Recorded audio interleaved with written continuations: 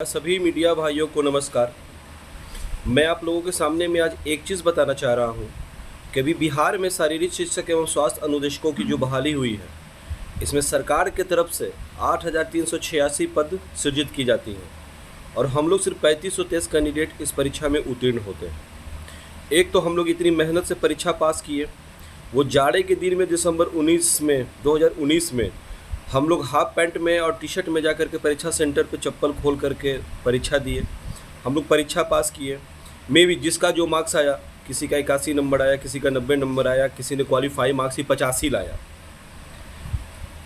अब विडंबना ये है कि जब सभी नियोजन इकाई में नियोजन की प्रक्रिया शिक्षा विभाग के द्वारा की जाती है तो उसमें लेटर भेजी जाती है 2020 के नियमावली के तहत हमारी बहाली की जाएगी। अब 2020 की नियमावली में कुछ अहम बिंदु ये थी कि बाहरी नागरिक इसमें अप्लाई नहीं करेंगे, सिर्फ बिहार के ही नागरिक इसमें रहेंगे। अब अचानक से शिक्षा विभाग के डिप्टी डायरेक्टर रवि प्रकाश जी के मन में क्या आता है या सरकार के मन में क्या होता है, वो 2012 की नियमावली उन्होंने ला दिया।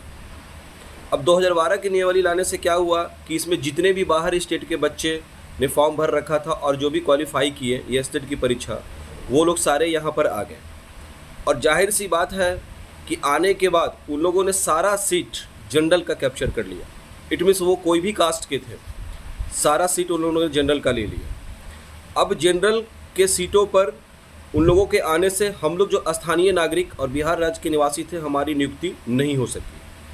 हम में से कुछ बहुत सारे भाई लोग ऐसे थे कि जो पहले से इस चीज़ को जानते थे, जिन्होंने EWS बना रखा था। काफ़ी मुसीबत के बाद और काफ़ी प्रॉब्लम्स के बाद उनकी नियुक्ति EWS पे हो गई, लेकिन जिन्होंने EWS नहीं बना रखा था उनकी नौकरी सुनिश्चित नहीं हो सकी। मैं बिहार के तमाम मीडिया या भारत के तमाम मीडिया बंधुओं से ये जानना चाहता हूँ, सरकार के पास तो हम लोग जाते हैं तो वो कुछ सुनते नहीं हैं, कि आखिर हम जनरल वालों का कसूर क्या है।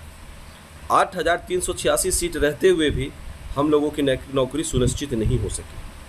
आखिर इसमें हमारा कसूर क्या?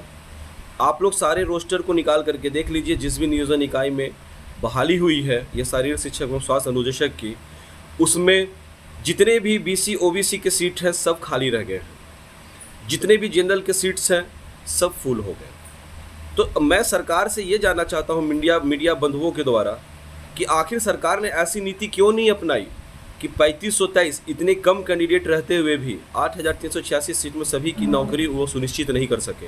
19 लाख तो ये लोगों के लिए बहुत बड़ी एक सपना है। मैं हाथ जोड़ करके तमाम मीडिया बंधुओं से ये अपील करना चाहता हूँ कि आखिर आप सरकार से पूछे, शिक्षा विभाग से पूछे कि जब जनरल के सीट को ही फुल करना था, बाहरी लोगों को ही इस बहाली में बुलानी थी, तो फिर हम लोगों को क्यों ठगा गया? एक तो ये बहाली कोई मापदंड पे हुई नहीं है, जिसका कोई माँ बाप नहीं है, कोई माँ बाप नहीं है। कभी 2020 की नियमावली, कभी 2012 की नियमावली। आखिर हमारे मुख्यमंत्री नीतीश कुमार जी को बाहर के लोगों से, बाहरी राज्य के लोगों से इतना प्रेम मोहब्बत क्यों है? मैं ये जानना चाहता हूँ क्यों है। वोट हम देंगे, बिहार के हम निवासी हैं, यहाँ ये हमारी मातृभूमि है, ये हमारी कर्म भूमि है, और हम वोट देंगे बिहार गवर्नमेंट को, चाहे किसी को दे, पक्ष को दे या विपक्ष को दे। ये जिम्मेवारी विपक्ष की भी बनती है।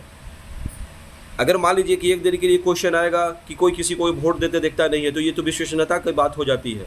लेकिन वोट देंगे हम हमारे नेताओं को, बिहार के नेताओं को, यहाँ पे नौकरी आकर के करेंगे बाहर के लोग। आखिर ये कब तक चलेगी? मैं बस मीडिया बंधुओं के द्वारा ये अपील करना चाहता हूँ सरकार से कि हमें भी नौकरी की ज़रूरत है। आज हम में से बहुत जनरल कास्ट वालों को नौकरी नहीं मिला है। क्या सरकार के पास इसके लिए कोई ठोस नीति है, कोई ठोस कदम है? शर्म आनी चाहिए सरकार को कि 3523 लोगों को लोग नौकरी नहीं दे पाए।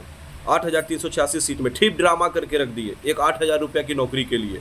एक तो हम लोग उस हीट वेव में, गर्मी के समय में, लू में दौड़ के अपने डिस्ट्रिक्ट में 24-25 ब्लॉक में हम लोगों ने फॉर्म डाला। ये कैसी व्यवस्था है? आज एक पान खाने के लिए, एक सुलभ शौचालय में जाने के लिए लोग पेटीएम का और पे फ़ोन का इस्तेमाल ऑनलाइन कर रहे हैं। सरकार मतलब क्या चाहती है कि हम लोग बेरोजगार आत्महत्या कर लें क्या?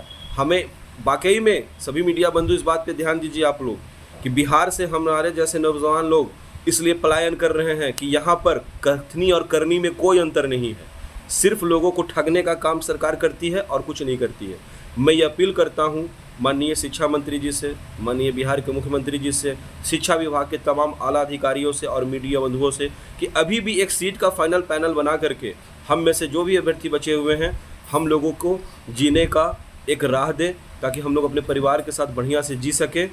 वरना बिहार से पलायन न रुका था कभी, न रुका है, न कभी रुकेगा। मैं खास करके आपसे ये निवेदन करता हूँ कि आप इस वीडियो को चलाएं और सरकार तक हमारी आवाज़ को पहुँचाएं, क्योंकि वो कहते हैं ना, लोकतंत्र में मीडिया ही एक सबसे बड़ा स्तंभ होता है।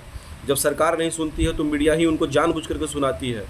आज सोनू का मैटर हो या और भी किसी का भी मैटर हो, आप लोगों ही ने उछाला, तो हम लोगों को भी आशा है कि आप हम लोगों के मैटर को ज़रूर उछालेंगे और सरकार जो बहरी बनी हुई है उनको ज़रूर सुनाएंगे। धन्यवाद।